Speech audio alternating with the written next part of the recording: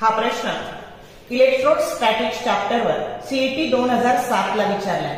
In bringing an electron towards another electron the electrostatic potential energy of the system option A decreases, B increases, C remains same and D becomes zero.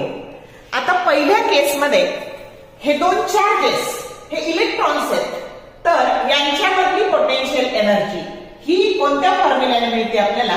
1/4πε0 Q1 Q2 divided by R. हे किती अंतराने separate झाले? तर R इतक्या अंतराने separate झाले.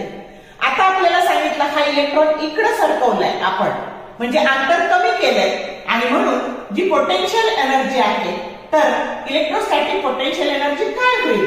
मला याला इकडे सरकवलं, अंतर कमी झालं, बाकीचे तर फॅक्टर कॉन्स्टंट राहणार आहे U' 1/4πε0 Q1 Q2.